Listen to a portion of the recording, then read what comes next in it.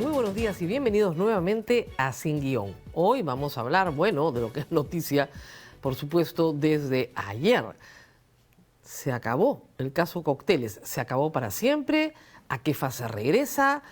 ¿Qué significa esto para los procesados? ¿Qué significa esto para la justicia peruana? ¿Qué significa esto para la sociedad peruana y la sensación de impunidad que estamos teniendo esta mañana? De todo esto vamos a hablar y por supuesto también de Dina Boluarte, nuestra presidenta, y el laberinto en el que se encuentra, en el que llega a decir que a ella nadie la investiga por corrupción. Les contamos que en este programa vamos a recibir comunicaciones del público. Voy a ir leyendo las preguntas y ustedes van a poder participar en el bloque final. Así que vayan preparándose. Nuestra producción va a tomar en consideración todas las preguntas que podamos absolver en el tiempo que tenemos en el programa. Pero antes de ir a todo esto, tengo que cumplir con nuestro auspiciador. Prestamipe. Descubre el poder del factoring en Prestamipe, tu aliado financiero, para transformar tus facturas por cobrar en efectivo inmediato. Olvídate de esperar por tus pagos y obtén el capital que necesitas en cuestión de horas. Solicítalo en prestamipe.com y haz crecer tu empresa. Y muy bien, vamos a lo que es la noticia del día. Por favor, el titular que se compartió desde ayer: Keiko Fujimori, Poder Judicial anula el juicio contra la lideresa de Fuerza Popular y todos los acusados en el caso Cócteles. ¿Qué pasó? Bueno, pasó lo que veníamos advirtiendo lamentablemente desde hace mucho. El que mucho abarca, poco aprieta. Y quiero hacer acá una salvedad bien clara. Yo no discuto la honorabilidad de los fiscales a cargo del caso Lavallato. Creo que son personas muy honorables y honradas. El problema es un problema de competencia. El problema es un problema de tener las habilidades para llevar adelante uno de los casos más complejos que ha existido en el Perú sobre corrupción en el poder. Siempre son complejos porque te enfrentas a la política, pero además hay que tener particular cuidado y hay que ser absolutamente escrupuloso en las normas del debido proceso. Y eso es lo que no ha hecho José Domingo Pérez. Ni él, ni el juez de control de acusación, el doctor Víctor Zúñiga, que son los grandes responsables de este resultado. Se dijo y se advirtió. Expliquemos un poquito. La Fiscalía tiene que lograr condenas. Ese es el objetivo de un fiscal. Dentro de la legalidad, por supuesto, cumpliendo el debido proceso, tiene que lograr que una conducta ilícita sea condenada. Y al lograr condenas sirve a la sociedad y sirve a la justicia. Pero, lamentablemente en el caso Lavallato, la opción del fiscal José Domingo Pérez fue desde el principio contarnos una historia. Una historia que yo creo que ha contado muy bien. Como cronista, miren, hay que darle todos los premios. José Domingo Pérez pudo reconstruir una historia, reitero, muy compleja, en la cual un partido político, Fuerza Popular, tanto en la campaña del 2006 como en la campaña del 2011, recauda fondos de manera clandestina, de manera ilícita, porque es contraria a la ley de partidos políticos, mas no necesariamente de manera delictiva. Eso es lo que está en discusión hace años sobre el fondo del asunto en este caso. De nuevo lo vuelvo a explicar porque la mayoría de ustedes a veces se pierde. Una persona puede tener una conducta ilícita, pero no una conducta delictiva. Si usted se pasa la luz roja, tiene una conducta ilícita, pero eso no es delito. Usted no va a ir preso por pasarse la luz roja. Que la conducta de Fuerza Popular respecto a la recaudación para sus campañas fue ilícita, es decir, contraria a la ley de partidos políticos, por supuesto que sí. Y eso ha quedado más que acreditado. José Domingo Pérez ha reconstruido la historia de los maletines del Banco de Crédito, el caso de Sudamericana de Fibras y otras empresas y sus empresarios, metiéndole plata a la campaña de Keiko Fujimori de manera clandestina. Y cómo esa plata luego se transformaba, pitufiada, ¿no es cierto?, en falsos aportantes que reingresaban el dinero para cumplir con la formalidad. El caso que se conoce como el caso Cócteles tiene que ver justamente con eventos ficticios, como cócteles, donde cada tarjeta valía miles, para que a su vez se creyera que con la recaudación de esas tarjetas se pagaba la campaña. Sobre los hechos, creo que han quedado perfectamente acreditados, no hay duda. La discusión es si esos hechos son o no delito. Pero en el caso particular de esta mañana, ni siquiera hemos llegado al fondo de eso. ¿Qué pasó? Reitero, el que mucho abarca, poco aprieta. En el año 2018 se da inicio a la etapa preparatoria. ¿Preparatoria para qué? Para acusar. El proceso penal se divide de la siguiente manera, el nuevo, el que tenemos ahora, el moderno. Primero hay una etapa preliminar. El fiscal abre la etapa preliminar para ver qué encuentra. No encuentra nada, archiva. Encuentra algo, dice, no, acá hay delito, voy a acusar. Pero concluyo la etapa preliminar abriendo la etapa preparatoria, porque me preparo para acusar. ¿Ok? Preliminar, preparatoria, acusación. Control de acusación, juicio oral. Con eso nomás ya llevaron procesal penal, listo. Muy bien. El caso de Keiko Fujimori y otros estaba en juicio oral. No ha regresado a acusación, ha regresado a la etapa preparatoria. Desde el principio. ¿Cuándo empezó la etapa preparatoria? El 2018, cuando Keiko Fujimori ingresa a prisión preventiva. Y Keiko Fujimori ha estado 1 año y medio en prisión, entrando y saliendo. La última vez que salió fue en abril del año 2020. ¿Cómo puede una persona estar presa 18 meses, ¿no es cierto?, y hasta el día de hoy no tener una sentencia? Esa es una pregunta bien importante para el sistema de justicia también. ¿Se ha absuelto a Keiko Fujimori? No. ¿Se ha condenado a Keiko Fujimori? No. Todo el mundo es inocente hasta que te prueben lo contrario. Ojo, lo recuerdo a todos al principio. Keiko Fujimori para la justicia peruana sigue siendo inocente porque no se le ha probado lo contrario. Y la investigación regresa a la etapa preparatoria. Es decir, no regresa al momento en que José Domingo Pérez hace la acusación. No. Regresa al principio de la etapa preparatoria. José Domingo Pérez tiene que llamar a los 40 imputados, tiene que volverles a pedir a realizar todas las diligencias para finalmente concluir su investigación y acusar. ¿Cuál fue el problema? El problema es que, como abarcó tanto, llega con una acusación ante el juez Zúñiga y el juez Zúñiga se la devuelve porque estaba mal formulada. Se la devuelve 5 veces. Se hacen 19 subsanaciones. A tal punto que cuando se llega a juicio oral, la primera queja de muchos de los abogados defensores es: señores jueces, no tenemos copia en limpio de la acusación fiscal. La han cambiado tantas veces que ya no tenemos una copia en limpio, que es lo mínimo que tienes que pedir, ¿no? Los abogados de Klimper revisaron lo que concierne a él, toda la acusación, y descubrieron que había acusaciones sorpresivas, así las ha llamado el Tribunal Constitucional. Es decir, lo que se había investigado durante la etapa preparatoria no era lo mismo de lo cual se le acusaba. Entonces, o eres el financista de la organización o eres el líder de la organización. No lo puedes cambiar. Porque tienes que defenderte en cada etapa. La legítima defensa, la defensa del debido proceso es eso. Yo, imputado, tengo la posibilidad de defenderme en cada etapa. Porque ¿qué busca el abogado defensor?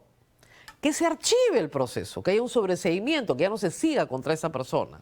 Entonces se le da la oportunidad de defenderse en la etapa preliminar, en la etapa preparatoria, en el control de acusación y finalmente en el juicio oral. ¿Ok? Lo que señala el Tribunal Constitucional es que al señor Klimper no se le dio la oportunidad de defenderse contra las imputaciones que le hacían en la etapa preparatoria. Por lo tanto, tiene que regresar ahí, a la etapa preparatoria.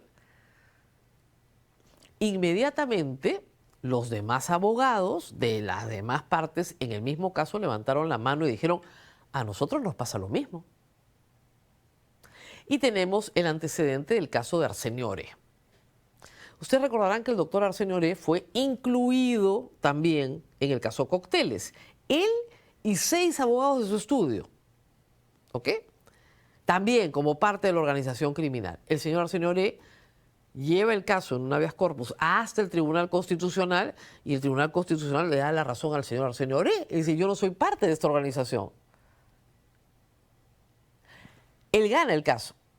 Se presenta a juicio, a este mismo juicio oral, y los demás abogados de su estudio dicen, nosotros somos el mismo caso.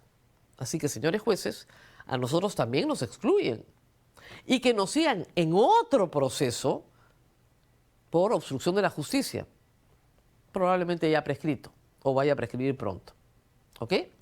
Entonces ya tenían el antecedente de Arsenio Oré. Los jueces ayer dijeron, para el caso Klimper, los 3 jueces dijeron, efectivamente, no hay nada que hacer, el señor está fuera, regresa a la etapa preparatoria.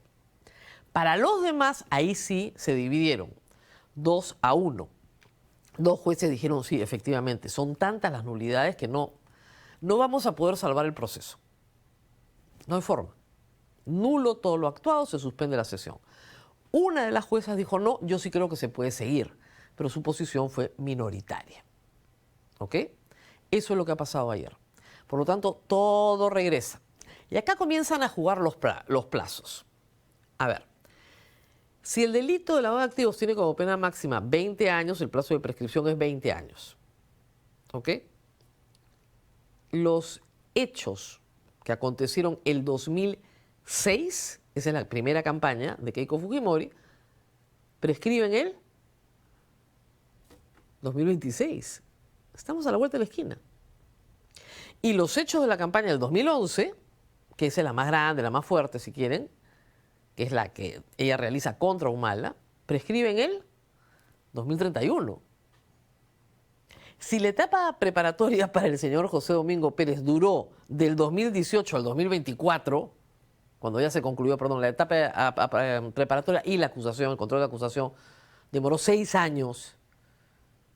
Si tiene la misma estrategia, pues simplemente va a prescribir todo. No hay forma. En el supuesto para mí negado de que haya delito de lavado de activos, esa es otra historia. Otra historia que se va a verificar en el caso de los Humala, probablemente antes.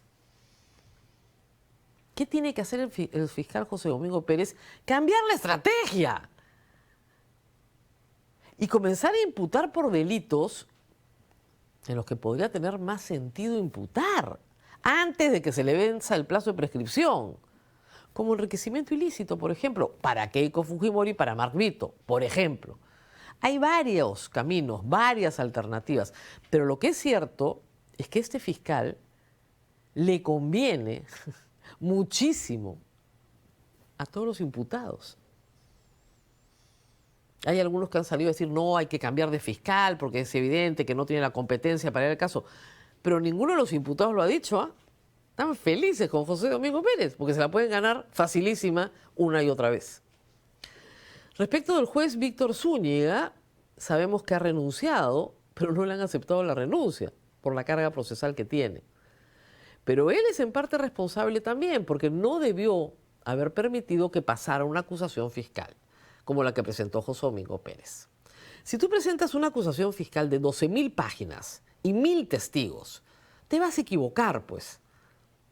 Por más equipo que tengas, te vas a equivocar. Y los abogados de la defensa van a estar pendientes de cualquier error procesal para hacerlo valer, que ese es su trabajo. ¿O pensó José Domingo Pérez que iba a ser más fácil? Él ha presentado una apelación, es la otra noticia, pero tenemos que explicar en qué consiste esto. Apeló decisión que anula el proceso Cócteles, pero esa apelación, a ver, por decirlo de alguna manera, es inconducente. Y les explico por qué. Supongamos que el señor José Domingo Pérez gana la apelación. Gana. ¿Ok? Porque efectivamente él tiene razón y no se tiene que suspender el juicio para todos, solo para Klimper, pero no para el resto. Ok. ¿Cuándo va a ganar esa apelación? ¿En un mes, 2 meses, 3 meses? Ok. De acuerdo a nuestras normas procesales, si en un juicio no hay audiencia por más de 10 días seguidos, se cae el juicio oral. Y es imposible que en 10 días, ¿no es cierto?, tramite una apelación y se la den. Imposible. Por lo tanto, el caso se cayó. Regresa a la etapa preparatoria. No hay nada más que hacer. Mucha soberbia por parte del equipo Lavallato, ¿no? ¿Se acuerdan de abogada cachinera? Cuando hemos explicado estas cosas una y otra vez, esta acusación es inviable, este expediente es inviable. ¿Por qué incluyen a personas que son absolutamente inocentes? Es el caso de Ricardo Briceño, que hemos mencionado muchas veces. Una y otra vez, ¿no es cierto?, desde la Fiscalía se han molestado. Se han molestado. Y no han faltado tampoco, hay que decir, hordas de trolls. Pero el caso es este. Tú no puedes obtener una sentencia favorable violando el debido proceso. Esa es la lección. Y sí, el Tribunal Constitucional es muy pro-fujimorista, qué duda cabe, le dieron el indulto a Fujimori. Pero había un argumento clarísimo. A mí no me pueden imputar en la acusación una conducta que no me han imputado durante la investigación preparatoria. Eso es como el ABC. Eso no se puede hacer. Y se hizo. Eso se llama acusación sorpresiva. Eso no se puede hacer. Porque yo tengo la oportunidad de defenderme durante esa etapa. Todo mal. ¿Qué más? Hay otro elemento bien importante. Hay algunos de ustedes que me han preguntado, ¿y esto cómo afecta el caso de los Humala? Directamente no. Pero el caso de los Humala está por sentenciarse, espero que este semestre, entre ahora y junio. Esperemos. Y hace unos días, como informé en este programa, la misma corte, porque es el mismo colegiado, son los mismos jueces, admitió como prueba la sentencia de la Corte Suprema de Brasil que anula todo el caso Lavallato para Odebrecht. Con lo cual no hay ni siquiera delito fuente para el caso de lavado, por si acaso. La tienen que valorar, por supuesto, tienen que valorar la sentencia, pero por lo menos el juzgado la ha admitido como prueba. Y a la admisión de la prueba dice bastante. Así que ese caso también está en veremos. Con lo cual, hasta el momento, la única victoria importante de la Fiscalía es el caso de Toledo. Un caso en que esperamos también una revisión en la Suprema, porque para condenar a Toledo de un delito como el de colusión, metieron a gente inocente y condenaron a 2 inocentes. Digamos, como resumen de actividades, las cosas van mal. Y volvemos al principio. ¿Cuál es la labor de un fiscal? Lograr condenas. José Domingo Pérez nos ha contado una gran historia y es una muy buena historia. Y es una historia verdadera. Así se financiaban los partidos políticos en el Perú. Con aportes del sector privado clandestinos. Pitufiando. Todo eso es verdad. Todo eso es verdad. Pero a él le pagan para lograr condenas, no para contar historias. Vamos a una pausa y regresamos con más. No se olviden de que vamos a tener preguntas en este tercer bloque, por lo que mándenlas nomás. Si hay algo que no han entendido, trataré de explicárselos. Pausa y volvemos.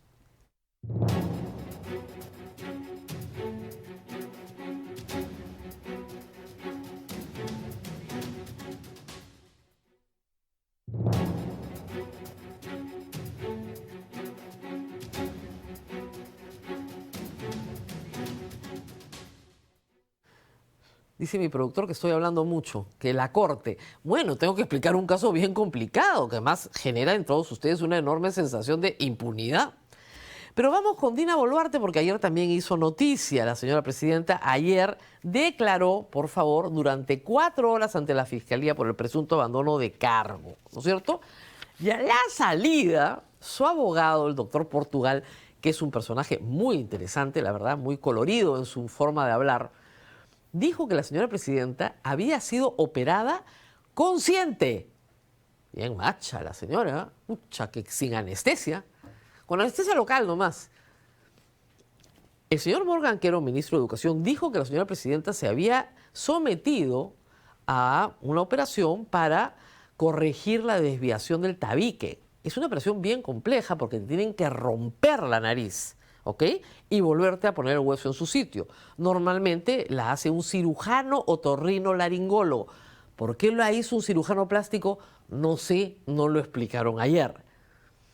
Pero si es esa la operación que le han hecho, como dijo el señor Morgan Quero, mis respetos, porque es muy doloroso.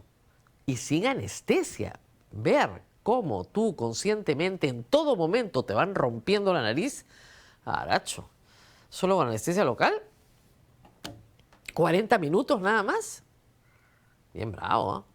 Hay algo que no cuadra en el cuento, pero lo mejor fue que le dijeron, oiga, pero si era un procedimiento ambulatorio, ¿por qué se quedó a dormir en la clínica? Ah, porque la señora hizo uso de sus horas de sueño, eso dijo, ¿no? Hizo uso de sus horas de sueño.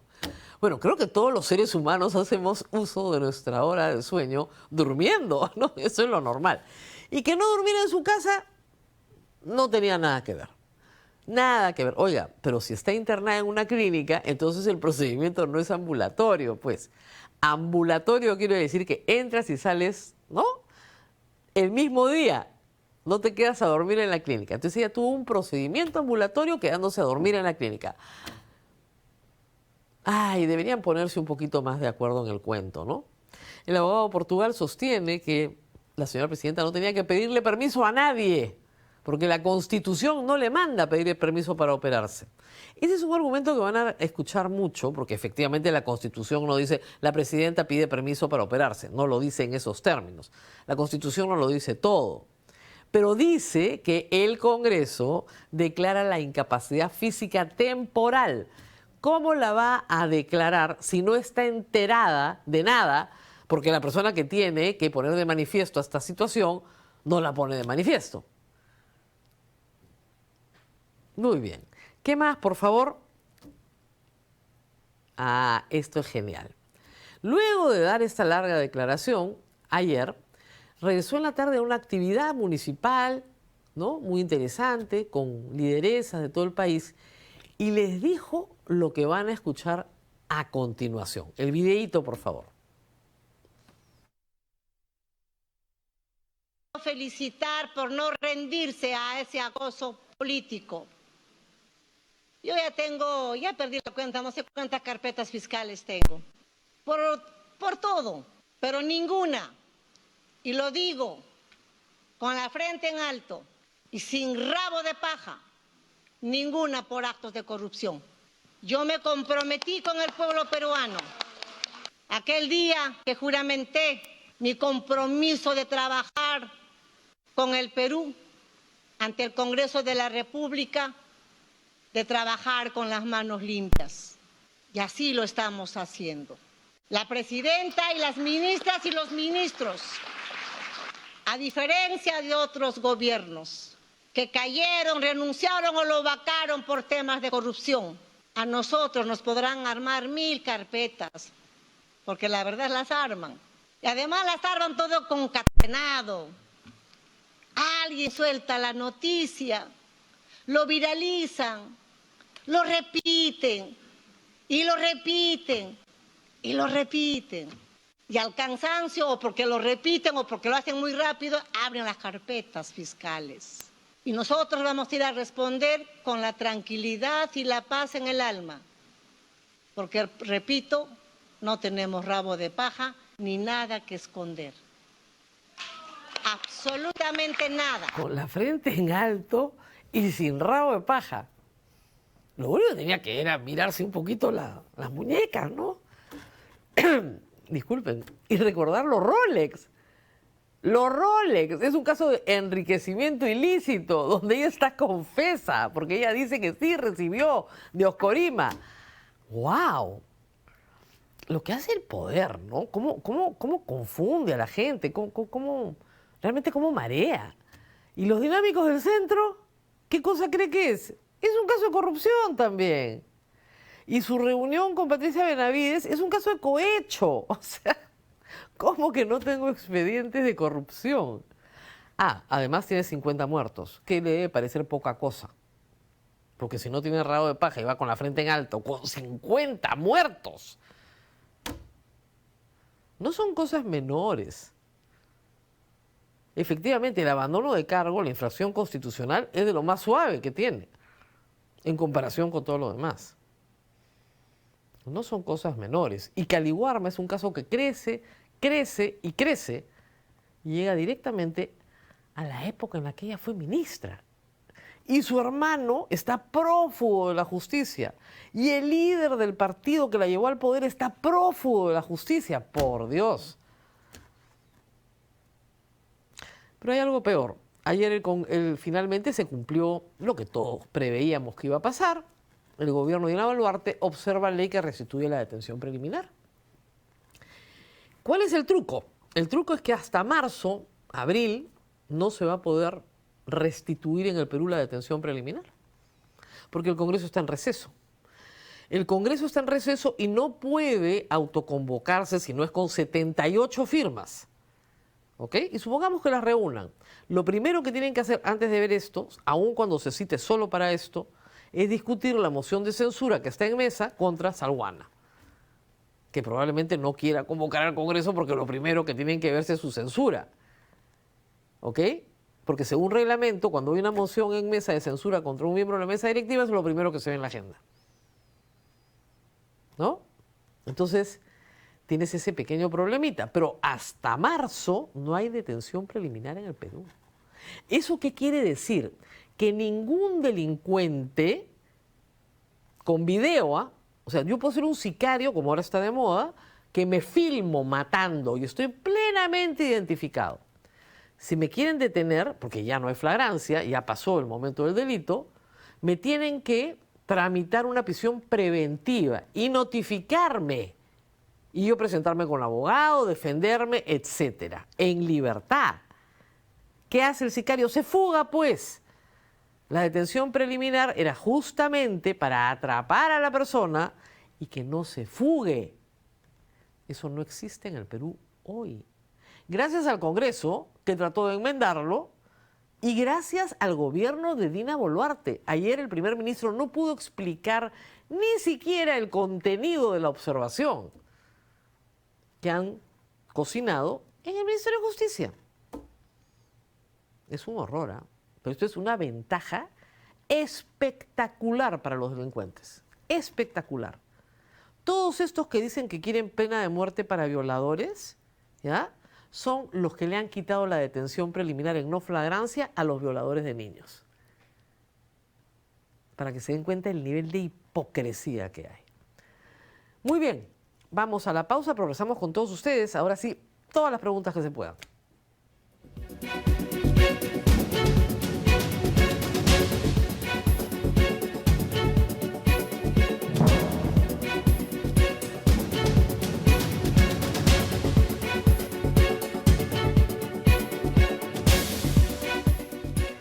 Y vamos con las preguntas de todos ustedes, porque me imagino que hay muchas preguntas.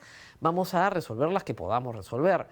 Hay algunos periodistas que dicen, yo no soy abogado. Bueno, yo sí soy abogada. Entonces, algunas cosas jurídicas podría responderlas un poquito mejor, aun cuando mi especialidad no es el derecho penal. Pero la política, vaya, que me ha hecho aprender derecho penal en los últimos 20 años. Vamos con la primera pregunta, por favor. A ver si está por ahí. ¿Cuántos juicios le quedan a Keiko? Uy, difícil saberlo, ¿ah? Difícil saberlo, yo no le llevo la cuenta, pero digamos el caso Cócteles era el más importante de todos. Era el más importante por lejos. No sé si hay otros más, pero ese era el más importante por lejos. Y si se cae, es bien complicado. Siguiente, por favor. Es indiscutible el poder que tiene la banda Fuji en el ámbito judicial. ¿Hasta cuándo seguirán haciendo tanto daño a la sociedad? Miren, acá hay que ser un poquito cautos, ¿ya? Porque esta vez sí tienen razón. Pueden tener mucha influencia en el Tribunal Constitucional, eso no lo duda nadie, está a la vista, por Dios, ¿no? El caso del indulto a Fujimori me releva de toda prueba. Pero en este caso sí tienen razón, y se dijo y se advirtió. O sea, se le dijo a José Domingo Pérez, esta acusación es inviable. Así que no es... Ahora, ¿hasta cuánto tiempo harán tanto daño a la sociedad? Hasta que ustedes les den el voto. O sea, la bancada de Fuerza Popular está en el Congreso, por ejemplo, en este momento tratando de que Vizcarra y Salvador del Solar sean inhabilitados nuevamente, tratando de impedir su postulación a algún cargo público. Ustedes los pusieron ahí. Van a seguir ahí mientras el pueblo le dé poder político. Eso es por un lado. Y en el caso del Poder Judicial, como les digo, esta oportunidad tenían todas las de ganar, porque estaba mal planteado. Siguiente, por favor. ¿Deben cambiar al fiscal José Domingo Pérez? Yo creo que sí, pero les aseguro que los imputados no van a querer. ¿Qué van a querer que te cambien al fiscal? Está buenísimo el fiscal. Un fiscal que se equivoca es un fiscal soñado. Claro que lo deberían casar. Y al juez Zúñiga también. Al juez Zúñiga también. Ricardo Briceño ha tenido que litigar en un amparo contra ese juez por una pésima decisión y está claro que él mismo no puede resolver el mismo caso en un amparo en que le han ganado. Tanto el juez que ha controlado la acusación como el fiscal José Domingo Pérez tienen serias negligencias, por eso les han ganado. Yo creo que deberían cambiar al fiscal.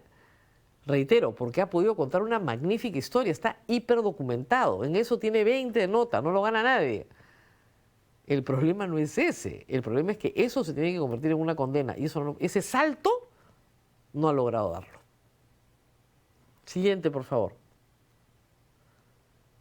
En el Perú existen muy buenos abogados. ¿Por qué no pueden intervenir al menos como asesoría para José Domingo? Si ya se sabía lo que se venía, ¿por qué dejar que caiga solo? Por soberbia, pues. Es que, digamos, en el mundo jurídico esto se ha debatido muchísimo. Desde hace años, magníficos abogados penalistas han dicho, este caso tiene problemas, no se están haciendo las preguntas correctas, no se están poniendo los tipos penales correctos, es un error irse por lavado, han debido irse por enriquecimiento ilícito, reduce el ámbito, saca a la gente, ¡uf! ¿Cuántos programas he hecho yo? Pero la soberbia siempre es mala consejera, pues. Entonces, cuando tú sales y explicas estas cositas, tienes a un fiscal como el señor Juárez Atoche, acuérdense ustedes gritándome abogada cachinera. Entonces, es bien difícil tener un debate jurídico en esos términos, pues. Es bien complicado. Y por otra razón también es importante. Los imputados tienen defensas, y defensas muy buenas, muy buenos abogados.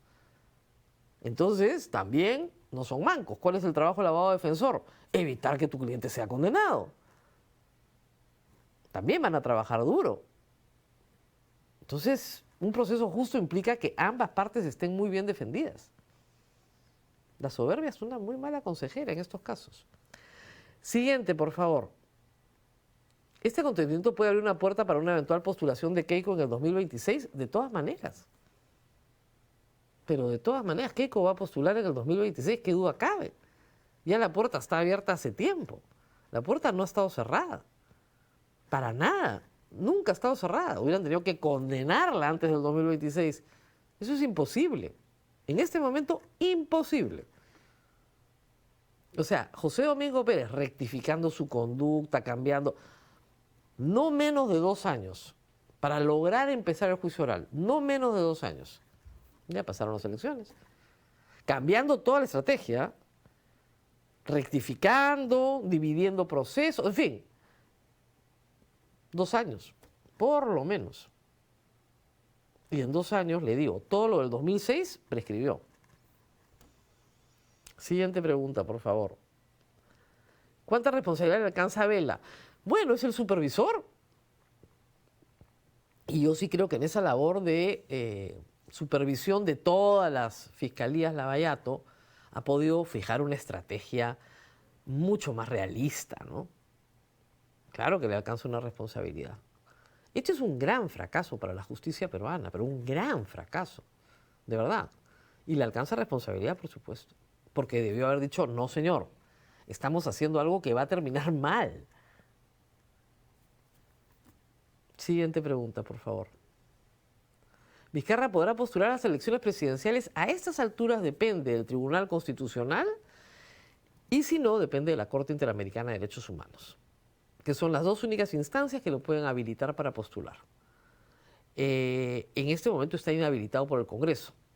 Él está apelando esa decisión a estas dos instancias, una nacional, otra supranacional. Y esas resoluciones son las que tienen que causar estado para que el señor pueda postular y el Jurado Nacional de Elecciones considere válida su postulación. Me dicen que se nos acabó el tiempo porque he hablado mucho, pero tenía que explicarles esto de la mejor manera posible. Así que nos tenemos que despedir, pero antes tengo que hacer la mención correspondiente de nuestro auspiciador. Descubre el poder del factoring en Prestamipe, tu aliado financiero para transformar tus facturas por cobrar en efectivo inmediato. Olvídate de esperar por tus pagos y obtén el capital que necesitas en cuestión de horas. Solicítalo en prestamipe.com y haz crecer tu empresa. Nos tenemos que despedir. Vamos a repetir lo de las preguntas. No se preocupen, el jueves tenemos preguntas del público también. Y por supuesto las esperamos. Sé que estos casos son bastante complicados, pero no dejen que los abogados los mareen. Es más simple de lo que parece. Nos vemos nuevamente el día de mañana.